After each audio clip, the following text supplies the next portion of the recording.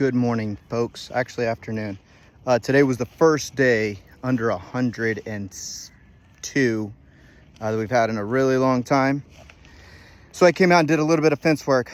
I started doing some fence a while back, kind of early part of the summer, but then I stopped because it just started getting really hot, and I just kind of wanted to prove concept, make sure nothing was going to break. So we're finished. I've got 3 wires up, 3 hot wires, and I'll show you that now. So we've got the neighbor's fence here, really nice 5-wire barbed wire fence, really straight. And I decided to put a standoff. It's a little bit further than I would like, but I think the property line's like somewhere in the middle there, and I just didn't want to get too close. So I put it a little bit further. Looks like the cows are doing a pretty good job of clearing out all under it, because he's got cows over there, so that's nice. So we've got the fiberglass rod, and I just went through and drilled holes in it. But basically I just took some thinner gauge wire and strung it through there really loosely, so you could see that wire goes back and forth pretty smooth and pretty easily. What also happened is I got a giant roll of it, and I was almost had enough. And instead of going to buy another giant roll, I just spliced in some smaller thinner gauge. I think this is 12 and I think this is 14, and I got one of these connectors. It's got a couple bolts on the back, tied it up to each other, mashed the threads so that it doesn't come off, and wrapped them up. So we'll see how this holds up. So this corner got a little tricky. I didn't put a thicker 1/2 inch or 5/8 fiberglass rod here, and I really should have. And I didn't even have this T-post at first, and it was really leaning over pretty good. So I drove this T-post into it and drilled a hole through the fiberglass, if you could see there, and then a hole through the T-post, you could see there, and then just tied them up to it. So that's on there pretty good, nice and stout. It should give it some extra strength. And then here's one of the corners.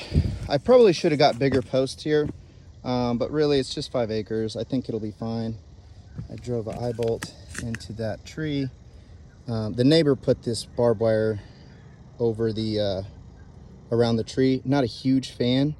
I've heard that can kill off some trees, but it is what it is. I don't want to cut his fence down.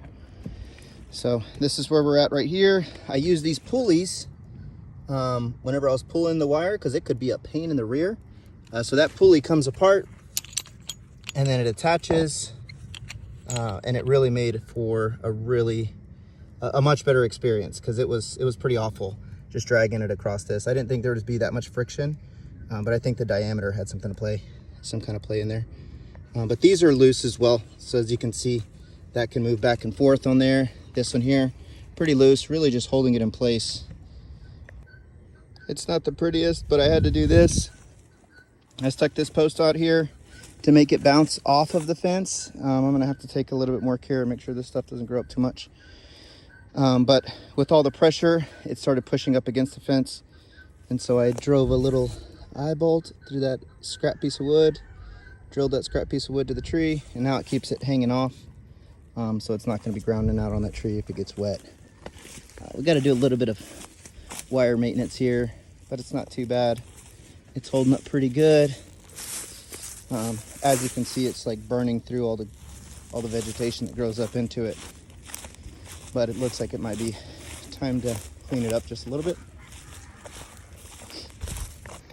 So we're doing all this fence work because it's been a little bit since we've jumped on here, but we're looking at getting a livestock guardian dog at some point, and bringing some sheep out here. And I really don't want to have to be chasing down any animals. So just doing a lot of infrastructure work and making sure that we're really set up for success, and not have to drag some animals out here and then they take off and I got to go chase them. Like, that's not the game that I want to be in. It's a little slower than I would like, but I'd rather just get all the infrastructure done and not have to worry about them. Hopefully fall or spring, I'll grab something to put in here.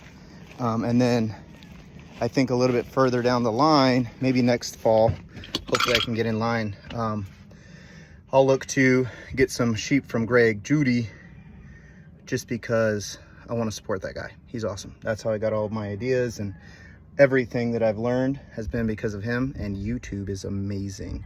So if you are new to this, certainly look at Greg Judy. I am just emulating everything that he's taught, and we'll see how this goes. But just the way that he thinks, the way that he operates, I'm on board.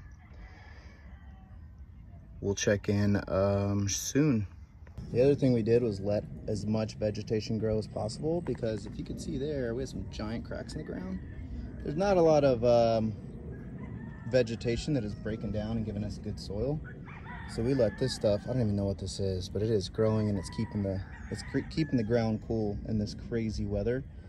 And I don't even know if I want to cut it. I kind of want to bring an animal in here and just see if it eats it, because I'd rather that be the case. But I don't want to do that until we're a little bit out of the weeds, out of the high temperatures. And if I think about this right, I think I'm going to get some seed, spread a bunch of seed out here, and then chop everything, or let the animals come through and drop everything.